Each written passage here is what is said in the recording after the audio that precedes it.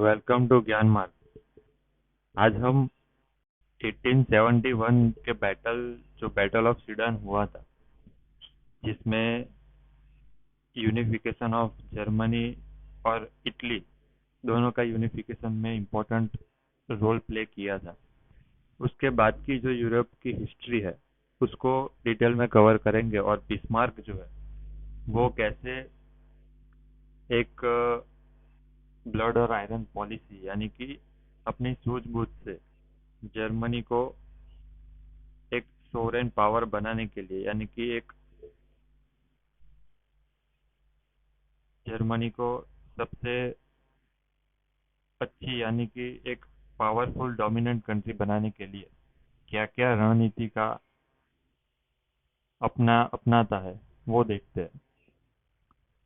तो battle of sedan के बाद जो ट्रीटी ऑफ फ्रैंकफर्ट हुई थी, उसमें तय किया गया था कि ये जो जर्मनी है वो फ्रांस को डिफीट कर देती है, और unification of north and south Germany decide हुआ था।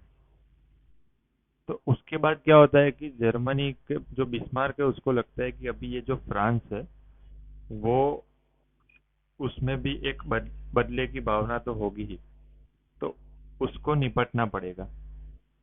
इसके लिए फ्रांस को आइसोलेट करना बहुत ज़रूरी है, क्योंकि फ्रांस भी दूसरों के साथ अलायंस बना के जर्मनी के ऊपर हमला कर सकता है।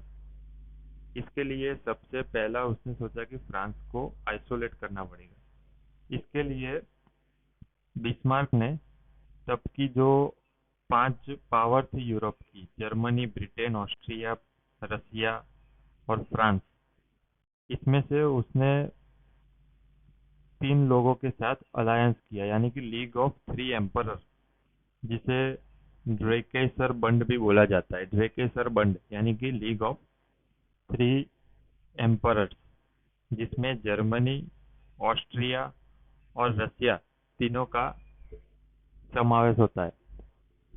तो इसमें प्रॉब्लम ये थे कि रसिया और ऑस्ट्रिया दोनों बाल्कन रीजन में सोवरेनिटी के लिए दोनों में डिस्प्यूट था, जिसको सॉल्व करने का बिस्मार्क ने ट्राई किया।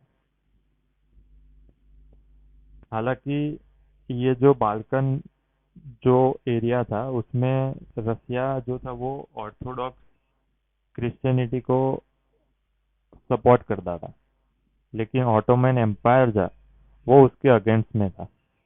तो फिर रसिया और तुर्किश वॉर भी ब्रोकआउट हो गया। तभी रसिया ने ऑस्ट्रिया को ऐसा प्रॉमिस किया था ट्रीटी ऑफ सेंट स्टीफेनो में कि वो ये जो बुल्गारिया वाला रीजन है उसको ज़्यादा ऑक्यूपाई नहीं करेगा और बिग बुल्गारिया नहीं बनाएगा।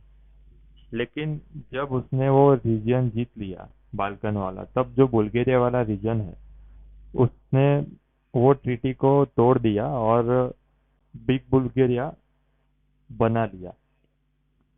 तो इससे ऑस्ट्रिया के साथ जो रसिया का संबंध था वो बिगड़ गया। हालांकि कांग्रेस ऑफ बर्लिन 1878 में बिस्मार्क ने फिर से ऑनेस्ट ब्रोकर बन के दोनों को सुलझाने का ट्राई किया, लेकिन उसमें रसिया को ऐसा लगा कि बिस्मार्क ऑस्ट्रिया का ज़्यादा पक्ष ले रहे हैं। इसलिए ये जो ड्रेकेसर बंड यानी कि 3 लीग ऑफ एम्परर था उसमें से रसिया आउट हो गया। अपने आप से उसने वॉलेंटरी वो ब्रोक आउट हो गया। तो अभी बिस्मार्क को लगा कि अब कुछ करना पड़ेगा, इसलिए उसने ड्यूअल अलायंस रचा उसने ऑस्ट्रिया के साथ, जिसमें उसने ट्रीटी की कि अगर रसिया जर्मनी के ऊपर अटैक करेगा तो जर्मनी और ऑस्ट्रिया साथ में रहकर उसका सामना करेंगे। अगर फ्रांस ऑस्ट्रिया के ऊपर अटैक करेगा तो जर्मनी और ऑस्ट्रिया साथ में रहकर दोनों का सामना करेंगे।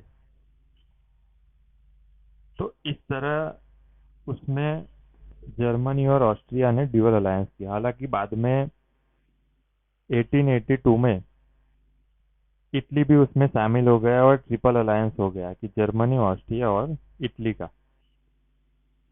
फिर थोड़े साल बाद ये रसिया को ऐसा लगा कि अभी वो थोड़ा आइसोलेट फील कर रहा था, तो उसने बोला कि अभी जर्मनी और ऑस्ट्रिया के साथ फिर से अलायंस कर देते हैं।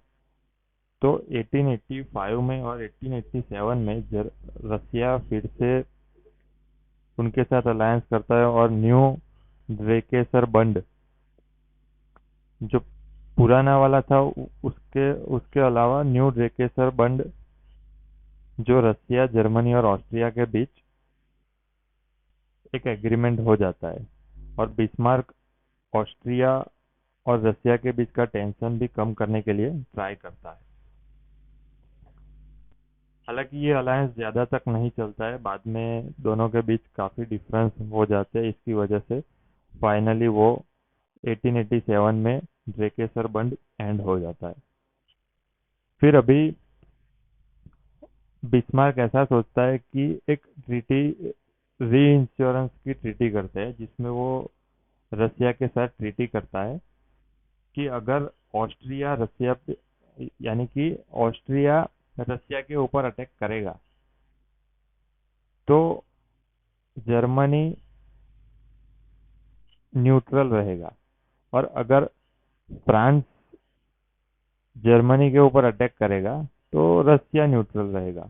तो इस तरह जर्मनी अभी दोनों ट्रीटी फॉलो कर रहा था। एक ट्रीटी था ड्यूअल अलायंस की, जो कि जर्मनी और ऑस्ट्रिया के साथ थी, जो कि रसिया और फ्रांस के अगेंस्ट थी कि अगर वो अटैक करते हैं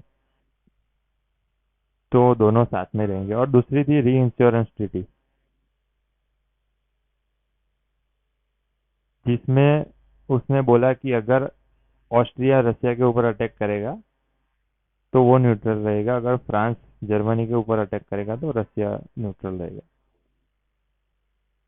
तो इस तरह से री इंश्योरेंस ट्रीटी चलती है। 1890 तक ये मामला पूरा चल रहा होता है। तो सीक्रेट अलायंस का ये एरा रहता है। तो इसमें कंसिक्वेंसेस क्या आते हैं कि सीक्रेट अलायंस जो बिस्मार्क थी उसमें शॉर्ट टर्म में कोई वॉर नहीं होता है, और शॉर्ट टर्म में पीस देखने को मिलता है, लेकिन लॉन्ग टर्म में ये नेगेटिव साबित होता है, और वर्ल्ड वॉर वन का एक बीज यहाँ पे रोपा जाता है, ऐसा बोला जाता है। तो इस तरह जो 18 जो बैटल ऑफ सीडान यानी कि 1871 से यहाँ पे जो ट्रीटी, जो री इंश्योरेंस की ट्रीटी होती है, जो 1890 तक चलती है, वो 20 साल तक पीस रहता है।